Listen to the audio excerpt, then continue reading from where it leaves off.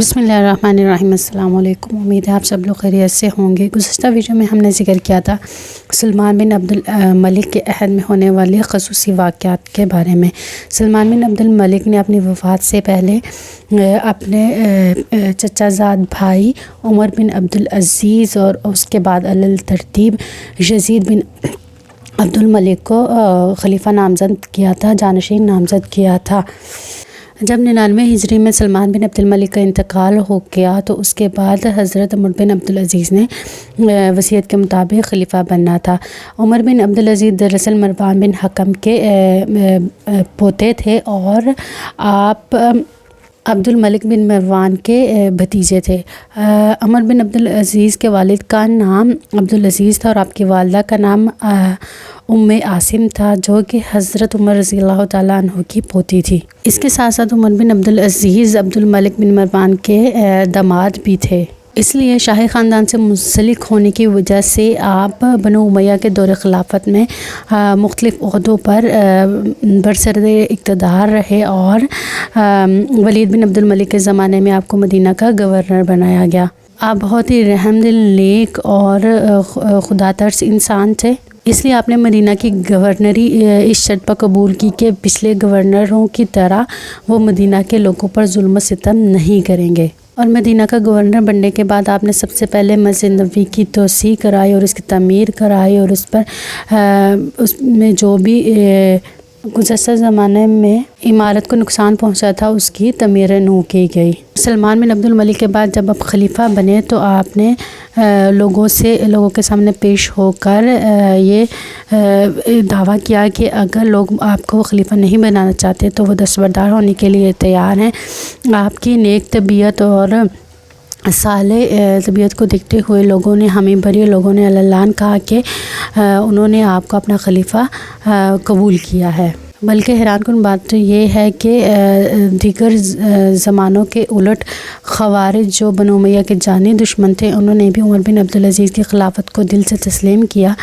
اور ان کے زمانے میں اپنی شورشوں سے باز رہے، اور امن و امان کی صورتحال کو برقرار رکھنے کے لیے عمر بن عبد العزیز نے بھی خوارج کے ساتھ ہاتھ ملایا۔ خلیفہ بننے کے فوراً بعد عمر بن عبد العزیز نے بنو امیہ کے شروع کے دور سے لے کر آج تک جو بھی غصب شدہ مال و دولت تھا اور جو بھی غصب شدہ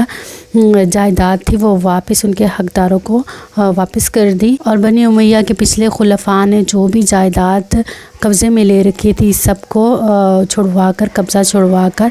حقداروں کو واپس دلوائے۔ اس کے ساتھ ساتھ باغ فدق کا جو مسئلہ تھا بنو امیہ نے اپنے قبضے میں لے رکھا تھا اور اس کو ذاتی جاگیر کے طور پر استعمال کر رہے تھے، تو عمر بن عبد العزیز نے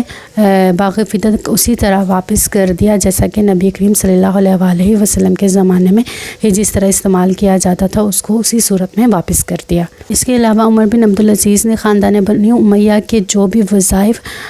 قومی خزانے میں سے لگے ہوئے تھے اس کو ختم کر دیا، اور اس پیسے کو جو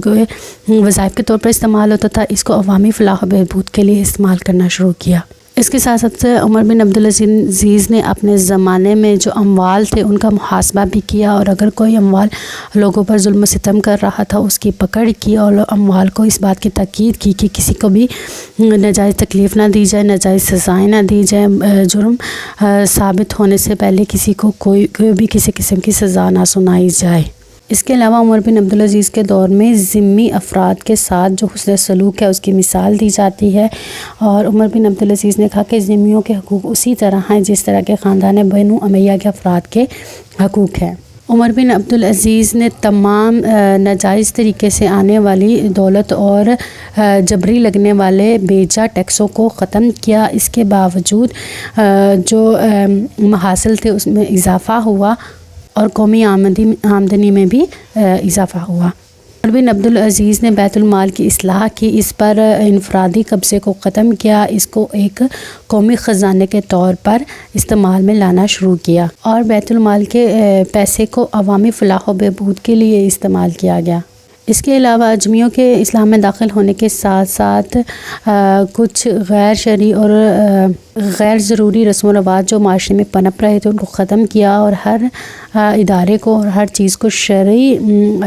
جو اقدار ہے ان کے مطابق کرنے کی کوشش کی گئی۔ عمر بن عبدالعزیز نے شراب نوشی پر پابندی عائد کر دی۔ اس کے علاوہ بنو امیہ کے دور سے حضرت علی کے خلاف نازیبا زبان استعمال کرنے والے افراد کو بھی تنبیہ کی کہ اس قسم کی زبان استعمال کرنے سے منع کیا گیا۔ اگر بیرونی فتوحات کی بات کی جائے تو عمر بن عبدالعزیز کے زمانے میں مسلمان جو ہے وہ فرانس تک پہنچ گئے۔ آذربائیجان میں شورشوں کو ختم کر کے آگے بڑھنے کی کوشش کی گئی اور خانہ جنگی اور خون ریزی کا خاتمہ اپنی سرحد کے اندر کیا گیا۔ لہٰذا عمر بن عبدالعزیز کا یہ جو دور تھا یہ بہت ہی پرسکون تھا، اندرونی شورشیں بہت کم تھی، لیکن جو بنی امیہ خاندان تھا اس کے جو افراد آپ سے کہیں نہ کہیں ناراض تھے، کیونکہ آپ نے ان کا وظائف ختم کر دیے، جائیدادیں ان سے لے کر عام لوگوں میں تقسیم کر دی، حقداروں کو ان کا حق پہنچایا۔ اسی لیے عمر بن عبدالعزیز کو خلیفہ العادل کہا جاتا ہے۔ عمر بن عبدالعزیز کا دور خلافت 99 ہجری سے لے کر 101 ہجری تک کا ہے۔ 101 ہجری میں آپ مرض الموت میں مبتلا ہو گئے، اور یہ بھی کہا جاتا ہے کہ آپ کی علالت کے دوران آپ کو آپ کے خاندان کے ہی کچھ افراد نے زہر ملا کر دیا تھا، کیونکہ ان کو آپ کی گئی جو اصلاحات ہیں وہ پسند نہیں تھی، کیونکہ بیت المال کو انفرادی قبضے سے نکال کر آپ نے ایک اجتماعی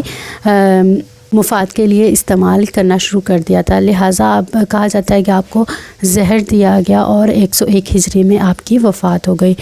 اس وقت عمر بن عبدالعزیز کی عمر تقریباً 40 سال تھی،